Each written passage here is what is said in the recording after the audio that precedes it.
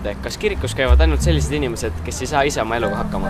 Ei, ma ei usu, et ainult sellised inimesed käivad. Lihtsalt keegi või mõni inimene on leidnud omale mingi kindla siis usu ja käivad sellepärast kirikus, et see nagu annab neile midagi. Nad ei pea sellepärast nõrgad inimesed olema.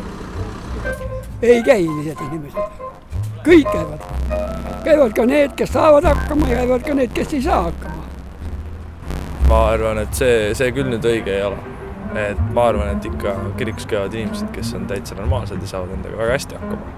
Lihtsalt nad on kirikus leidnud endal midagi lisaks, mis paneb nende elule väärtuse juurde. Pot. Ei, ma arvan, et eks ta ole maailmavaateline küsimus. Mida teie arvate? Kas kirikus käivad sellised inimesed, kes ise ei saa oma eluga hakkama? Ei, ma nii ei arva, kuigi ma ise seal ei käi. Tere!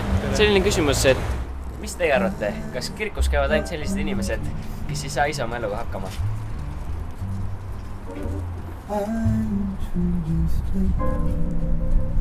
Aitäh!